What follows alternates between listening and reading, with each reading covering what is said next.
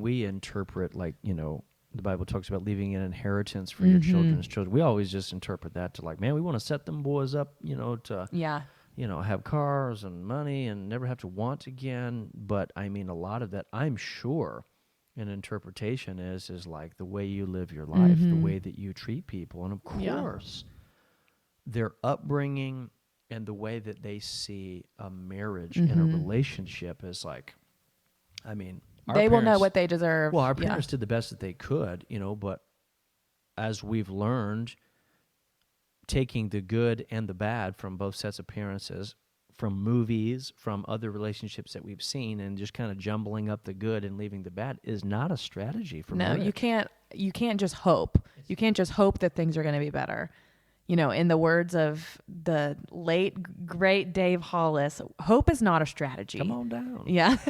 You can't just hope it's going to be different. You have to work at it. And he also says, what was the quote of the ships in the harbor? I always butcher it. Oh, a ship in the harbor is safe, but that's not what ships are built he got for. That tattooed on his It's arm. one of the most powerful quotes I've ever heard. It really is. And I never heard it until he said it. But, I mean, that is so true of, like, marriage is, you both jump on a boat together. And, you can stay in the harbor. And I felt like that's probably what we were doing for the first 5 years of our marriage. We were staying in the harbor where it's comfortable, where it's safe, but it's also not what we were built for. Yeah. It's also not what we were meant for. And until we, cast it off, had that moment, years of hard conversations right before that. There was a lot of mess and stuff we had to put together. But we realized as we set out on our journey that although we may have been on the boat together, we were kind of in boats separately too. Like, there were things that we had to get out of our own comfort harbor to do, to move to that next stage of our life. And going all the way back, to the very foundational beginning. We won a date together, our first date.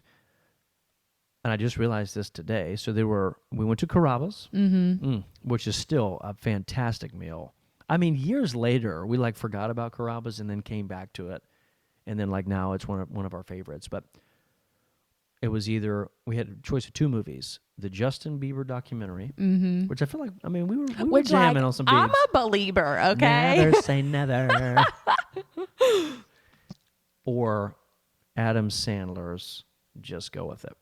Yes. So we decided to just go with it and watch Just Go With It. And I think we laughed, we cried, we peed our pants. If you haven't seen the movie, I'm sure it's anywhere and everywhere. It is on Netflix. I do know that. Well, I'm sure it's at the Blockbuster nearest you, too. But depending on when you're listening to this. R.I.P. Just kidding. But Adam Sandler has this phony life, this lie based around this ring of comfort, right? And, decided to sail out past his comfort zone and his hurt of prior relationships and found a woman who was a lot younger than he was, but then ended up falling for his secretary? Best friend, ex-secretary, yeah.